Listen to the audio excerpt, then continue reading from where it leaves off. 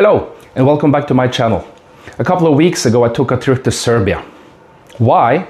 Well, I love Serbia. My wife is from Serbia and we go there a lot, and we have an apartment down in Zemun. I was there for 2 weeks trying out a lot of food and saw some really nice sights, and I decided to make a vlog about this. In this 3-part episode, I will give you a glimpse into the vast Serbian food tradition and show you some beautiful sights, and maybe inspire you to take a trip for yourself and see why I love Serbia so much. We're gonna try out food like Ćevapi, Sarma and pljeskavica. First stop of the day is a Ćevapi place down in Dorćol, but first I have to take a bus. They grill the Ćevapi over charcoal, and they dip the salmon bread in the juices of the Ćevapi, and it's really nice. This is a Bosnian Sarajevo tradition. When I get home, I will try to replicate some of the food I tried while in Serbia.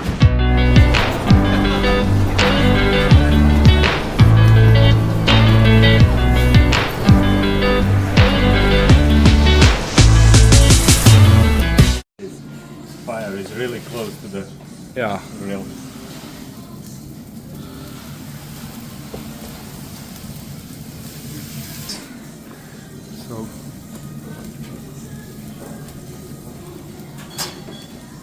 And it's actually charcoal.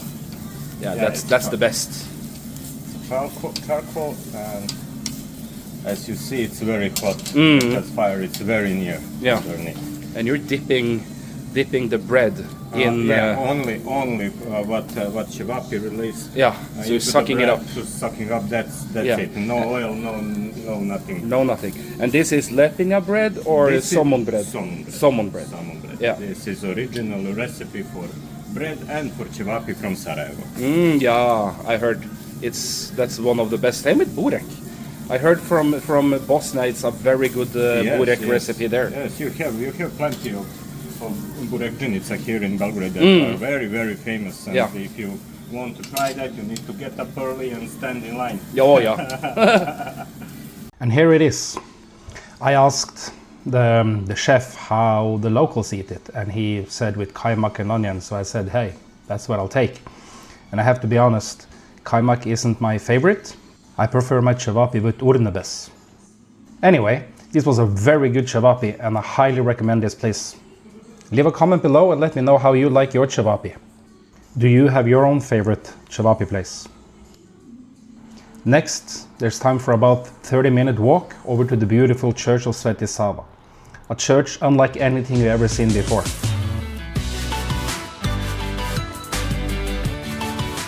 It is placed on the Vračar plateau. It's about 91 by 81 meter and almost 73 meter tall. It's a gigantic building. The first stone was laid in 1935, but they had to take a long break due to the Second World War and the occupation. But in 1984, they got permission to keep going with the construction. And in late 2020, it was done.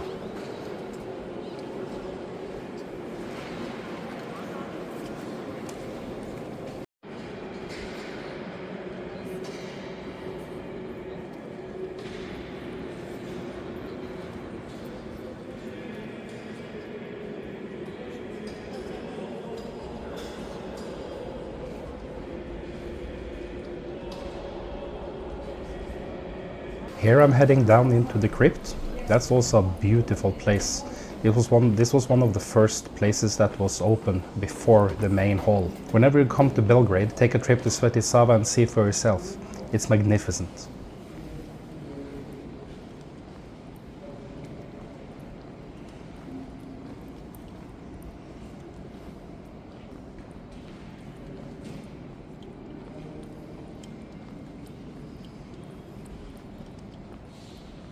After this, we're heading over to Hotel Moskov.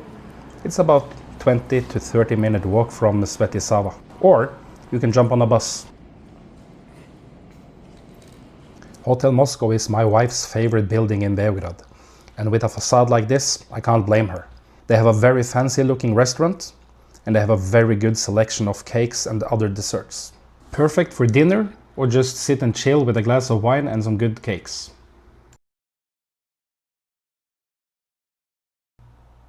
After asking around a little bit, me and my friend Luca decided to try out this place. They said they had sarma, but they didn't mention what type they had. And already here we run into a problem. The fermented cabbage isn't in season. This is something that usually is made in the fall. So they make a different type of sarma called sarma od zelje with a different type of cabbage. So we decided to sit down so I could try it anyway. It had been a long morning. All we had for breakfast was like 5 beers and we were both very hungry. Luka ordered a gurmanska pljeskavica and I ordered sarma od zelje. And as a side we ordered urnebes and bread and of course more beer. The sarma turned out to be actually pretty decent. It was a little bit salty, but it's not what I was hoping for. I really liked the combination with fermented cabbage, onion, meat and rice. It's not bad, it's just not what I was hoping for. I guess we just have to keep looking, but you can see Luka gives the pljeskavica 2 thumbs up. On my way back to our apartment in Zemun, it started snowing. And I wasn't really happy with that. I left Norway hoping for some Serbian spring, but no. And here you can see me being prepared.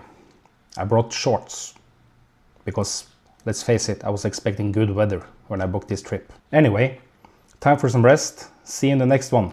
Ciao!